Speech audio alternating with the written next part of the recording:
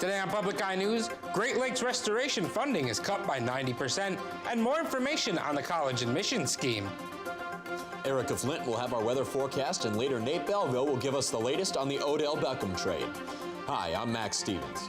And I'm Grant Lukens, and this is Public Eye News.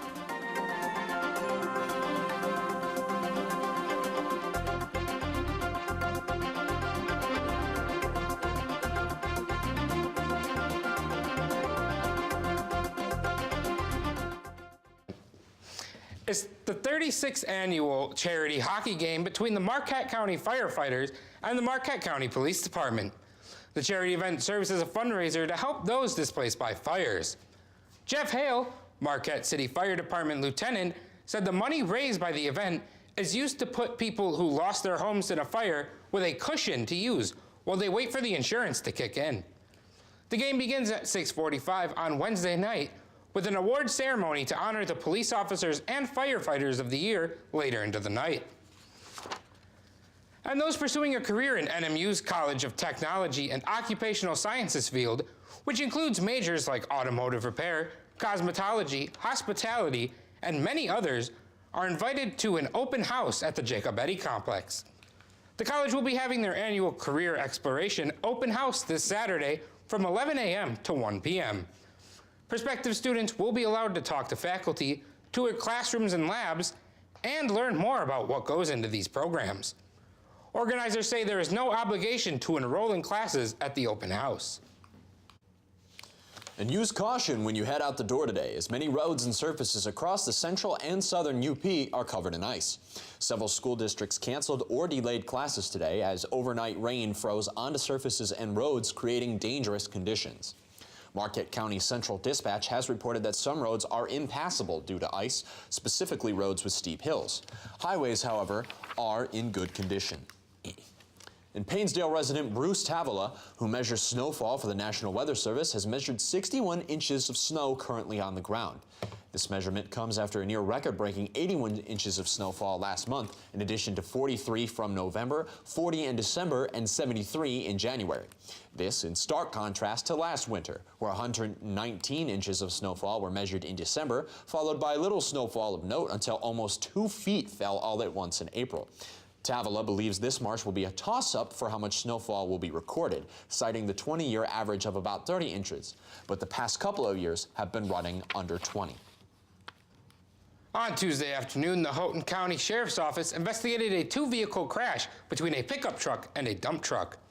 Officers were called to the intersection of Superior Road and Lease Road in Portage Township at 2:30 p.m. According to police records, 17-year-old Trent Nordstrom failed to yield and drove his pickup truck in front of the dump truck driven by 57-year-old Tom St. Pierre. Nordstrom was unable to exit his pickup truck and had to be cut out by the jaws of life. Nordstrom was treated for some minor injuries on scene before being transported to UP Health Systems for major injuries. St. Pierre's condition has not yet been released.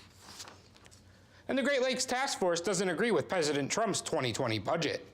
In fall, the Great Lakes Task Force asked for $92 million, but Congressman Jack Bergman says getting $75 million is a strong commitment.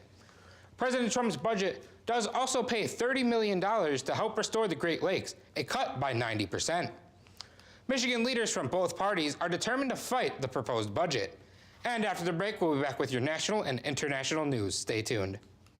In celebration of Ken Burns' film, The National Parks, America's Best Idea, we take a closer look at the story that inspired a new generation of visitors to these national treasures. I think the national parks sort of perfectly represent that. We couldn't have done it without a country that was willing to consider new ideas. Please join me, Peter Coyote, for Ken Burns, The National Parks. Tonight at 8 on Public TV 13. And welcome back. A three-story building in Lagos, Nigeria collapsed earlier today with as many as 100 children in the primary school on the building's top floor. Nigerian officials have stated that so far more than 40 people have been found, but it is not yet clear how many casualties. It's also not yet clear why the building collapsed. Such disasters are common in Nigeria, where construction often lacks regulatory oversight and additional floors are added to already unstable buildings.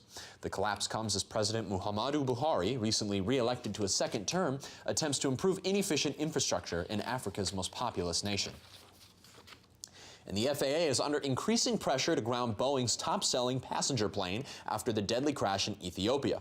Investigators are still trying to determine the cause of Sunday's crash that killed 157 people, including 8 Americans. It was the second deadly accident involving a 737 MAX in 5 months. Chris Van Cleve is at Washington's Reagan National Airport with the safety debate. Members of my own family and friends, they ought to change planes. On Capitol Hill Tuesday, the list of lawmakers on both sides calling for the FAA to ground the Boeing 737 MAX grew to more than 10, among them Senator Mitt Romney. It makes sense to ground an aircraft that's been involved in 2 very tragic accidents in only 6 months.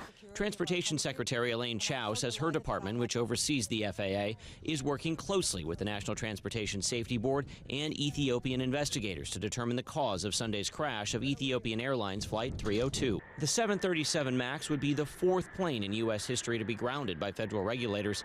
In 2013, the FAA ordered airlines to temporarily stop flying the Boeing 787 due to fire concerns with the plane's batteries. FAA has probably the most rigorous certification process of any agency. Former FAA Assistant Administrator Scott Brenner says grounding planes without substantive reason sets a dangerous precedent. The FAA is saying, we have a system in place, so let's not start changing it just because we have some public pressure going against us.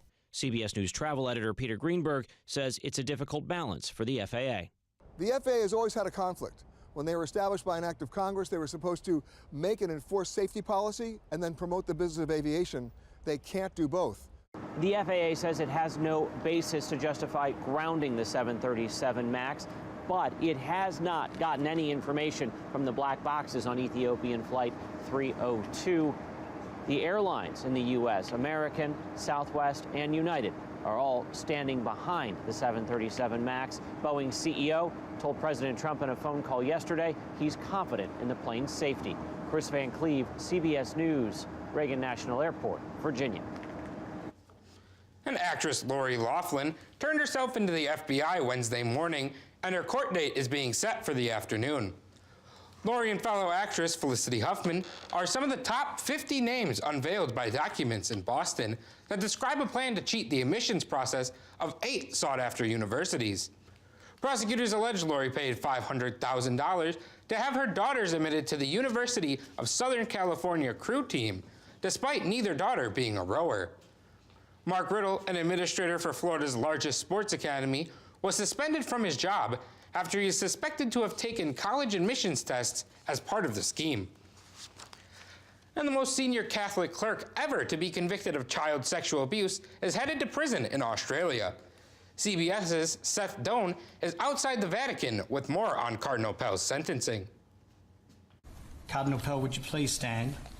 A judge sentenced Australian Cardinal George Pell to 6 years behind bars for molesting 2 choir boys. Breach of trust. Emotional protesters waited outside the courtroom as his punishment came down. Chief Judge Peter Kidd said Pell conducted himself with staggering arrogance, but explained he directed the jury not to make the cardinal a scapegoat for any perceived failings of the Catholic Church.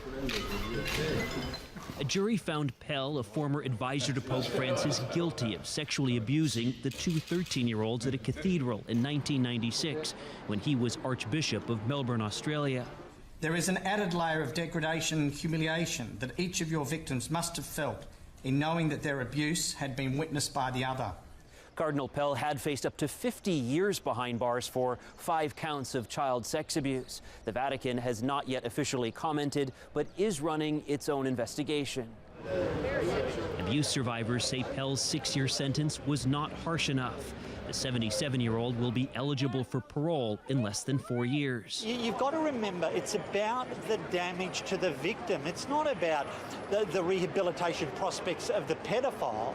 There is an appeal on foot. There is no comment. Pell denies the abuse, and his legal team plans to appeal the convictions. Seth Doan, CBS News, Rome. Don't touch that dial. When we come back, we'll have your weather and sports. Stay with us.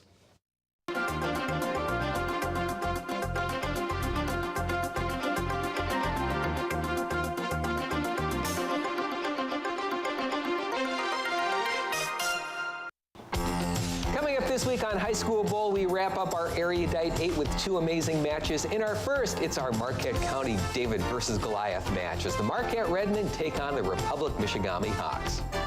Hi, I'm Jim Koski, and then in our second game, the one final team to head to our Final Four comes from these two, from Bessemer or from Manistee.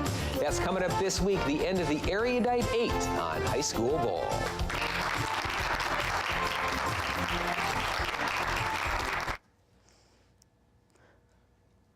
I'm Erica Flint with your weather today, and as you can see behind me in the Academic Mall, it is still full of snow.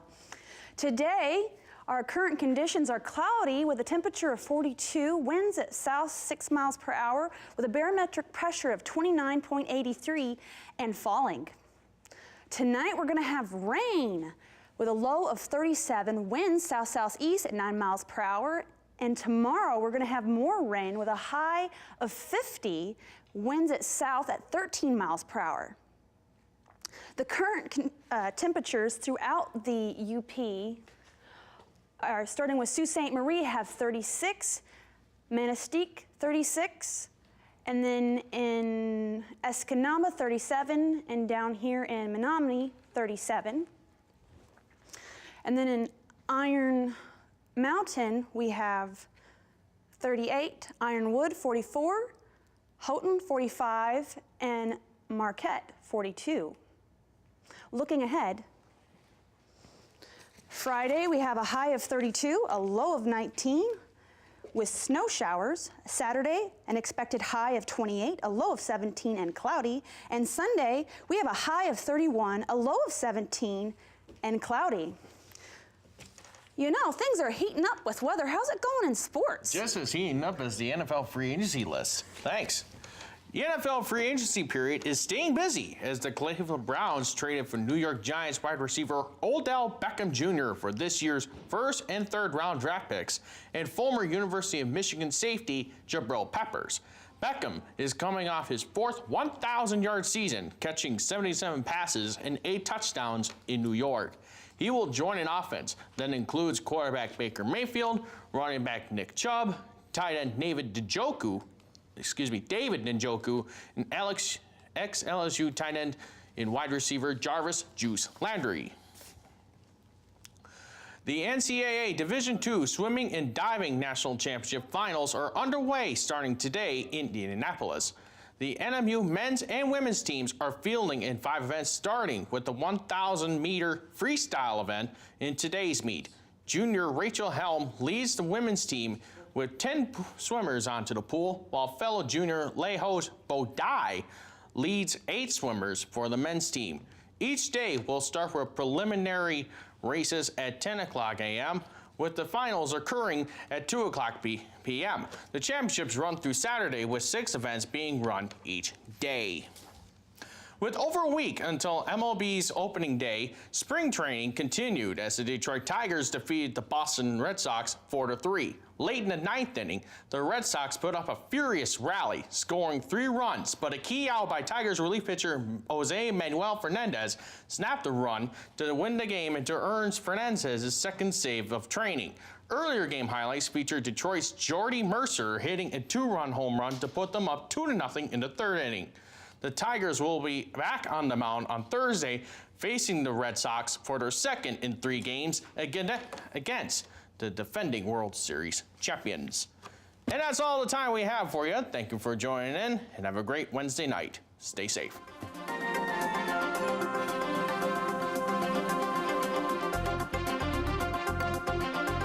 The preceding program was produced in studios located in the Edgar L. Hardin Learning Resources Center by WNMU-TV, Northern Michigan University Public Television.